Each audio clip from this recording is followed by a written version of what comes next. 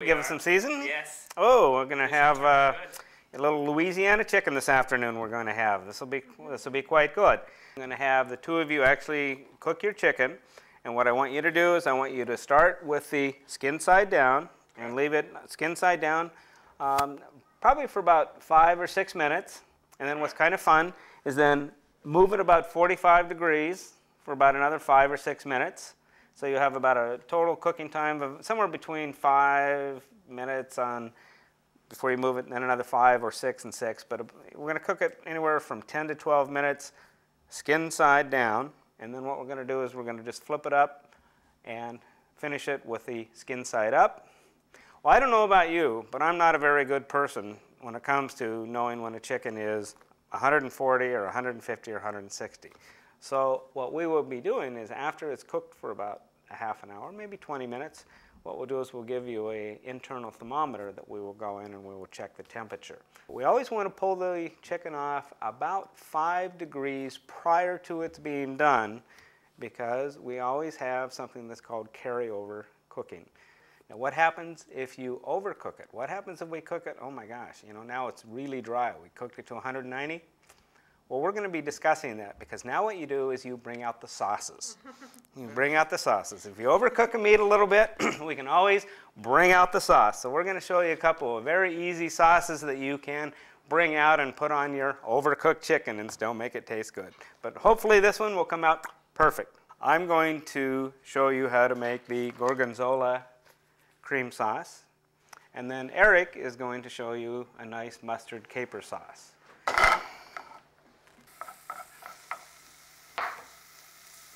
Okay, we've sauteed some of our mushrooms, and now what I'm going to do is I'm going to take our Gorgonzola cheese. I'm just going to put it right in there with the onions.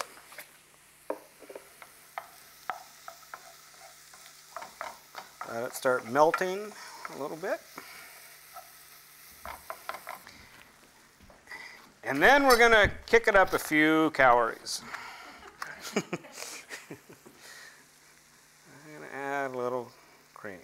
What I'm looking for when I do this particular sauce is right now it's a little bit runny. But what will happen over the next few minutes is some of that liquid will evaporate and we'll get the consistency that we're looking for in a nice white cream sauce. All right, Eric is going to show us his famous mustard sauce. This particular sauce is extremely good for white meats. It's fabulous for a stuffed pork loin. Absolutely fabulous. And Eric, it's all yours. All right. Start with about a spoonful of butter. Make sure it's nice and melted. Add in some heavy whipping cream. Now for the main ingredients here. Some mustard sauce, so of course we need some mustard here. Just stirring the mustard around, make sure to get the clumps out of the Dijon. I'm going to sweeten it up with some sugar. Towards the end, we thickened it up and threw in some capers as well for extra flavor. And now that's thickened up, it's ready to go on the meat. One of the things we want to do with our chicken is we certainly want to have a couple of side dishes today. And we want to do a couple of side dishes that are fairly quick and easy to do. So one of the side dishes that I like to do, especially for presentation and for color, is I like to stuff red peppers. I have made just some quick little curry rice with a little raisins. And so what we're going to do today is I'm going to have the girls cut the top off of the red peppers. And I am very carefully, and I don't want to cut through the bottom. Actually, that stands pretty well. I'm going to cut that so it stands up fairly straight, but I don't want to cut a hole in the bottom because I certainly don't want all my ingredients to fall out. And then with a piece of aluminum foil, what we're going to do, we're going to make a little stand so that our red pepper does not fall over once it goes on the grill. So we're going to have you to stuff the red peppers. All right, for one of the other side dishes, which is a lot of fun, is to take a squash.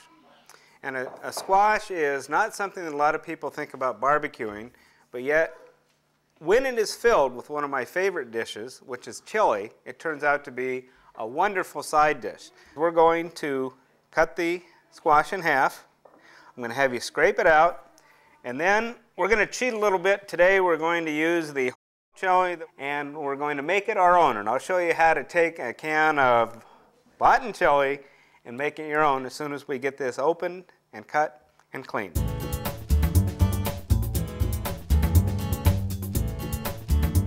Well, it looks like our peppers are about ready to go, so what do we have in them? What we did is we lined the inside of the red peppers with the Canadian bacon, and we stuffed it with the rice, curry rice in the middle. And I did a little kind of a fan presentation, and then we're going to sprinkle a little cheese over that. Well, that'll be great. We'll take those out and have Eric cook those up for us then. Now, this is a typical can of chili that you can buy at the store when it's on sale. Now, you never want to have guests over and have them think that you just bought a can of chili and put it in your ingredients. You have to kick it up a notch and make it your own. Well, one of the best ways to make chili your own is to take one of your favorite salsas and mix it, especially if it's going to go on the barbecue, and mix it right in with your chili.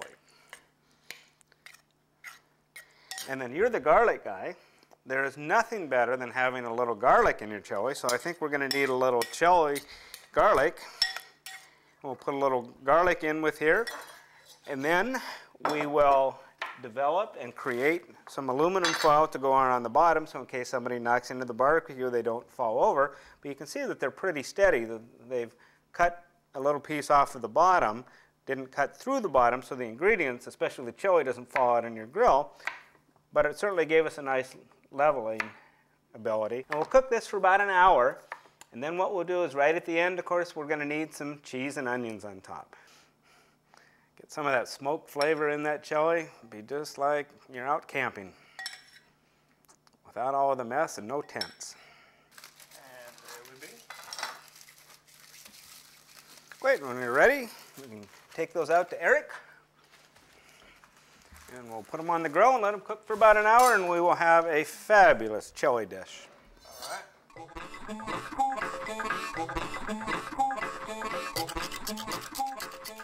For one of our last dishes, what we're going to do is we're going to take that chicken breast that, like we did in the beginning, in the morning, when we flattened the chicken breast out.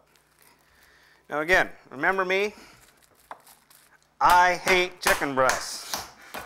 I hate them, I hate them, I hate them. Now, what could I use if I don't have a pounder? A lot of people at home don't have pounders. Well, yes, they do. Yes, they do. You do have a pounder. In fact, what happens when I use the back of a pan, other than somebody comes and yells at me because they think I'm going to break it, it actually gives a much more consistent layering of the meat over your surface. It'll actually flatten it out a little bit easier. Now I want to do something exotic with it. So we're going to take a little bit of spinach. Let's see. Here we go. We're going to take a little spinach. I like a little olives. I think I like a little red pepper. Maybe I like a little carrots. Maybe I like a little meat in there. Oops, I know I like lots of little feta cheese. So now we've taken a chicken breast and we're kind of dressing it up, aren't we?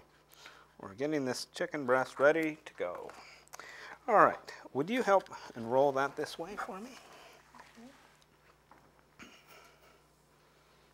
Oh, now look at that, a nice, but you know what? This chicken breast, if I put this directly on a grill, especially a gas grill, that skin's going to burn. So let's get creative. Let's give it some protection. You know what I missed? You know, I didn't put any garlic in there. I should have had some garlic, huh?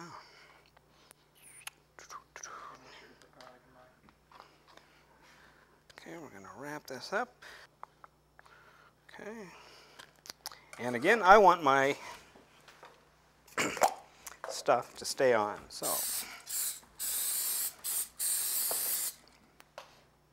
Cheating.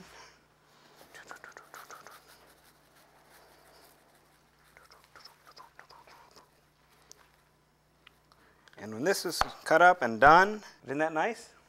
It'll have nice color, nice presentation.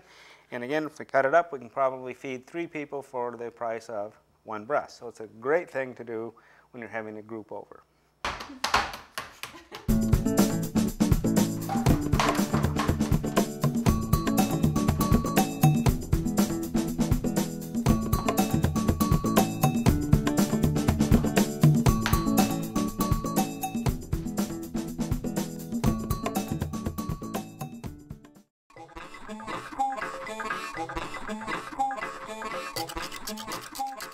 Looks like we're about ready to eat now. We're doing some cutting up of some of the chicken that we cooked. Cut these up in pieces so that we can show the insides. Whoa.